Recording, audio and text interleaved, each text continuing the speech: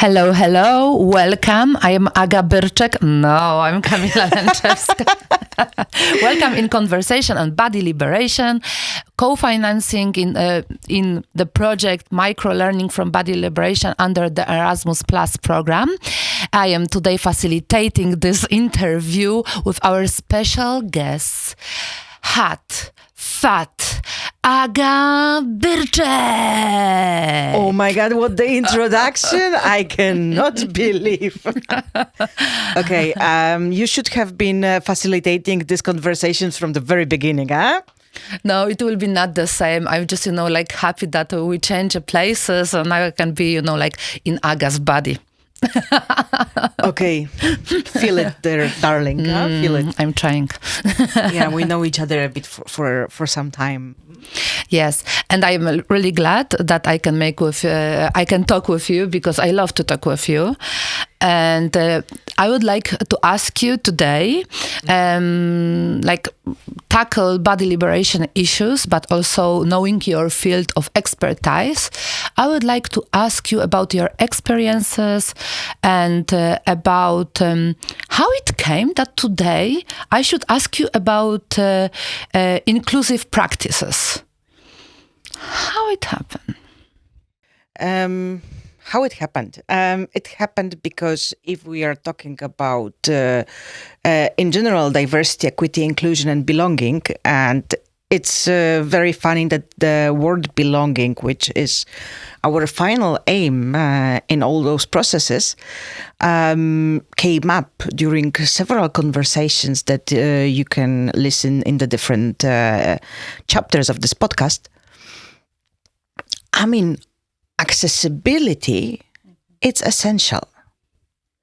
And very often, especially if we are talking about the fat bodies, the people are saying, I've never thought about it. But as well, when we are talking about, I was trying to develop all the type of identities that we need to take into consideration. I think I reached 38 or something, and probably there is thousands of more, just to categorize it, meaning we really need accessibility adapted to the real needs. And therefore also when I was running even this podcast with the different guests, I was always presenting myself with the visual description. I was saying that I'm blonde, fat, middle-aged woman wearing green because, I'm wearing green and I have black glasses. If there are people who cannot see us on the screen, it gives this sense of belonging because you're providing more information. Yes, but how it came that you are the person that are telling us about this topic?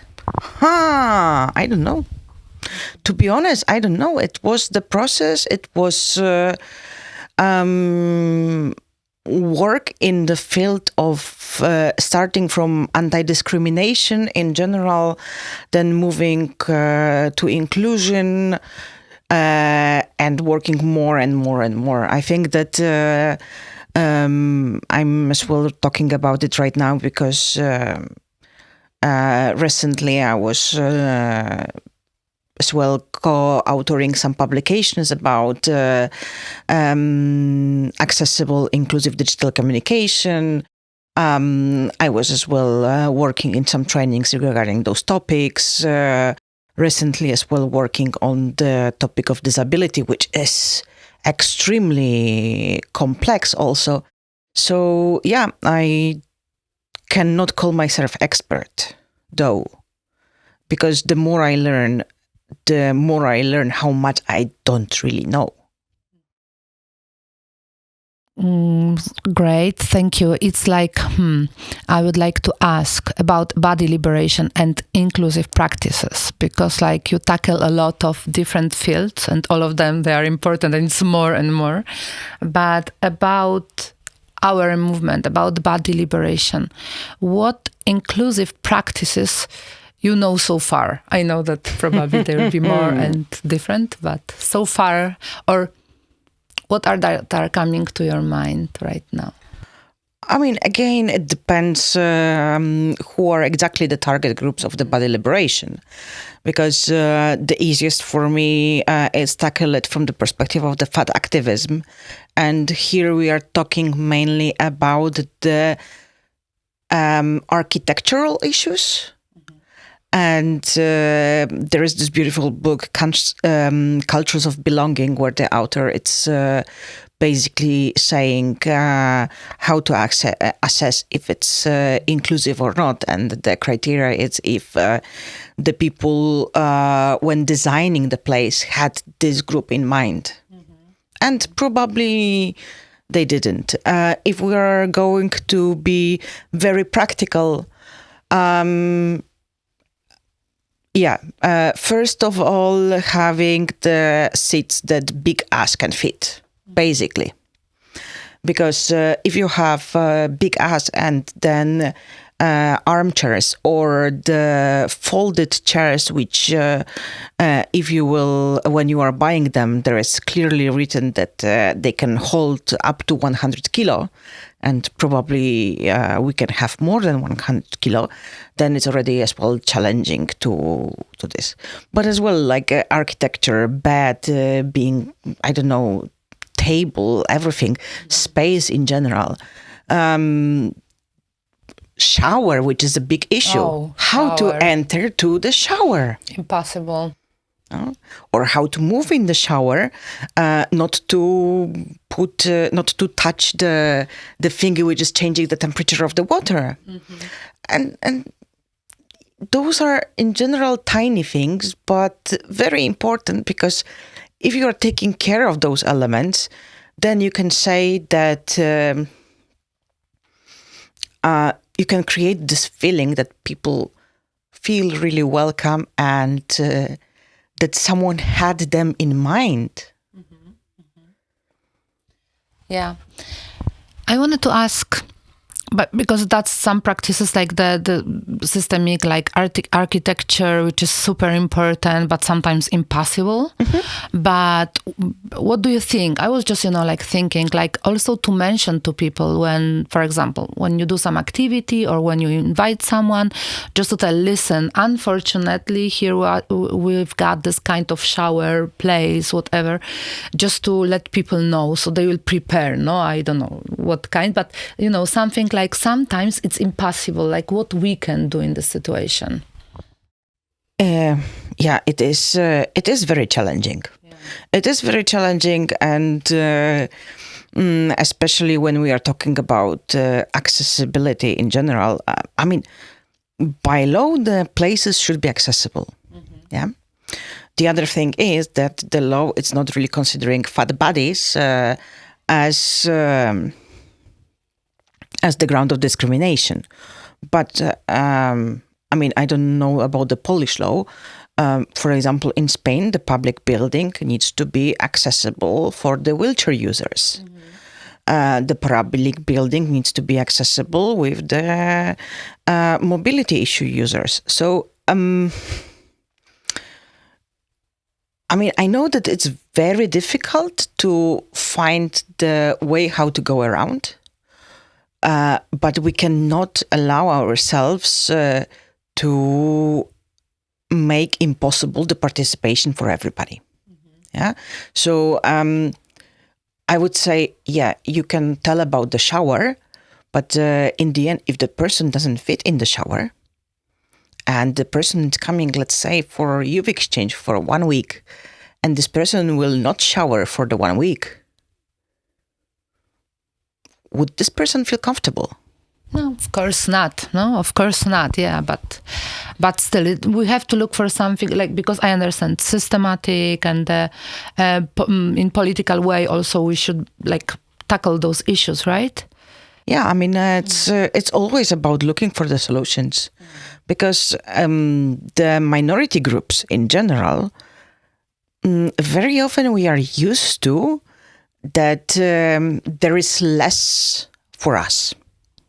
So even if there is small, tiny steps, we are just appreciative instead of trying to figure it out what are all these things that were not prepared for us? And I'm still doing it. I'm still this person, although I don't believe it's really fair.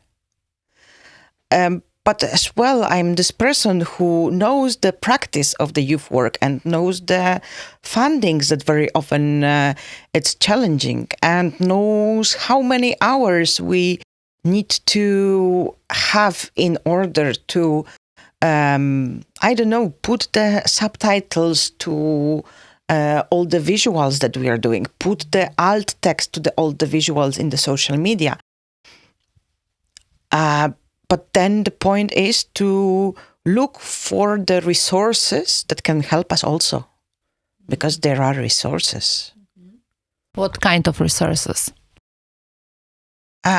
Recently we were discussing quite a lot because in the next training I'm doing, we are going to have the blind participant. And my co-trainer wanted to do the graphic facilitation. So yes, basically the solution for this is as simple as having the special printer, which you can get for 30-40 euro, to print stickers with the QR codes, which are a bit thicker. And there is always the agreement in which corner you have the sticker. And then, you are taking the photo of the poster which is already done, putting it through ChatGPT. This is one of the tools that we have, and it's actually doing quite good visual descriptions. And then putting the content preferably to the web page, because that's the most accessible, and as the hidden page, and then you are just linking it. And then whenever the person wants to check what is on the poster, it's just scanning with the hands the code, going to the visual description. And whenever during the whole training this person wants to revise what is there, they can. That's interesting. And going back to the body liberation, you told me, you teach me, and we use a lot in our conversations word fat. Indeed. Exactly. And sometimes it's still controversial for people who, because you have to process it also. I think it was when we were kids. Digest. Digest, exactly. So, could you say something about it? Like how this word can be also, or cannot be, kind of inclusive language, or can help to be some inclusive practice? Again, very complicated topic. But I am a fat person. Yeah, I said it. What does it mean? It means that my weight is way over average. It means that sometimes I need to ask for the seatbelt extension in the planes. It means that I suffer some forms of discrimination, that people look at me in the strange way sometimes. And it means that I have my belly and my ass, and that's perfectly fine. The point is, in using the word fat in the neutral way, we want to use it in the neutral way to destigmatize it. Because what is happening, it's, I already started talking about the negative consequences of it. Yeah. But no, it is just the adjective. But from the perspective of the inclusion language, we have as well this approach that we want to have the first person language. Yeah, so it will not be... Tell a bit more about this. Fat person or disabled person, but person with obesity, or person with fatness, person with disability.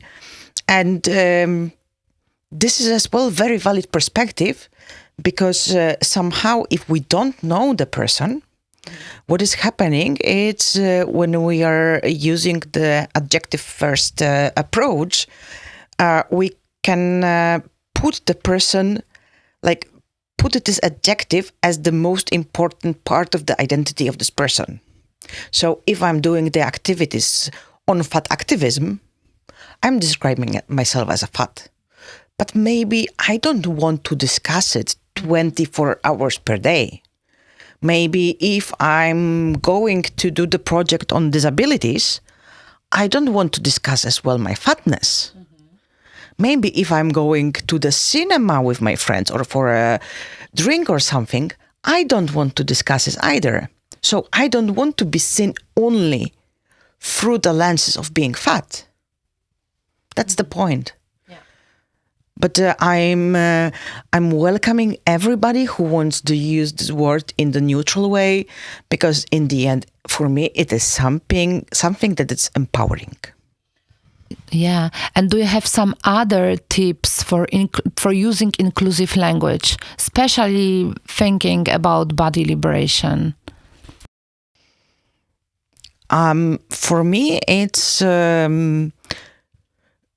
not really tips on using inclusive language, but it's tips to people. Don't be afraid to ask. Don't be afraid to use descriptive words. Don't be afraid to call the things how they look like. If you are not using pejorative language, of course. And yeah, I mean, because still, if we are talking about the concept of beauty, body liberation, there is a lot of aesthetic violence and so on. I mean, let's call things as they are. But on the other hand side, what we are doing in body liberation, we are trying to use the neutral language. Yeah, neutral language meaning we are not.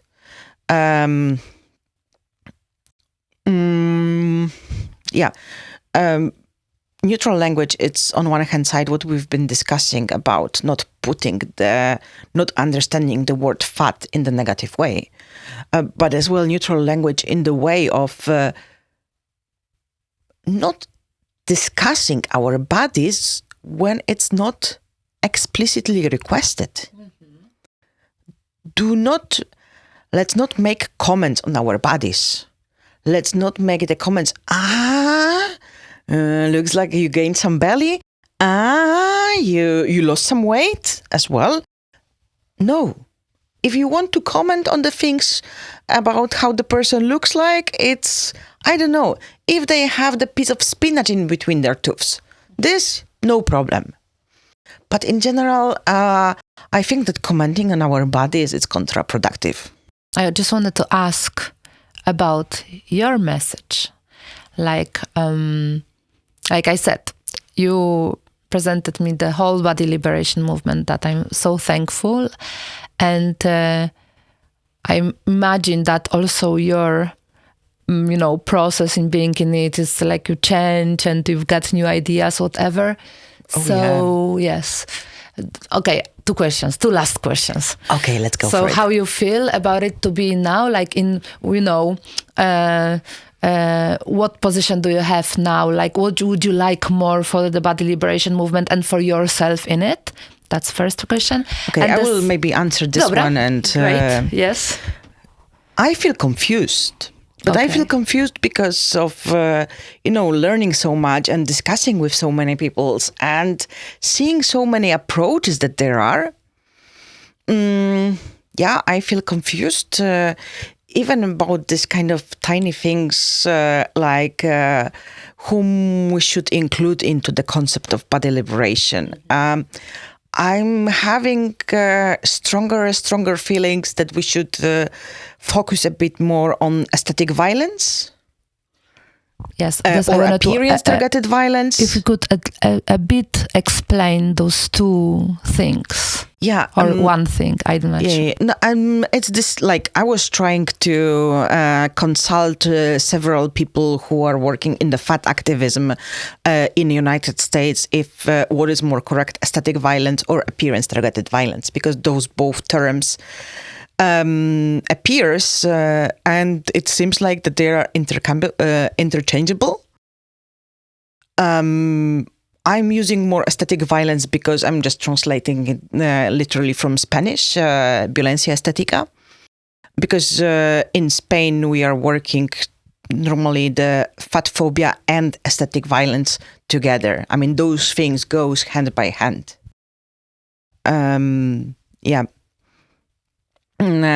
So what is it? It's all forms of violence or microaggressions or expressions or commenting about the body or anything that has to do with the concept of beauty and can make people feel that they are not fitting into this concept. Okay, so what's the last question? Yes. And the last question, Okay. So the last question, imagine you are inviting someone to be part of body liberation movement. Okay, I would love to see this movement growing. And I would love all of you listeners being part of it. Because I believe the more diverse we are and the more we are in general, the more visible we can be and the better message and better advocacy we can do for everybody. How was it? Acceptable? I feel invited. You convinced me already, but yes, it was great. I didn't have a lot to do. No. It was so easy. I mean, I also remember when it happened, it was also what you said, that you finally want to do something that really matter for yourself. Mm-hmm. Because we both come from the, social work, youth work, working for others. And it also took my heart. Oh. Yeah. Thank you so much. Thank you very much for this conversation. It was lovely. See you in Body Liberation. This podcast is co-funded by European Union, belonging to Microlearning from Body Liberation project. Recorded and edited by Joy Vázquez, Creative Commons.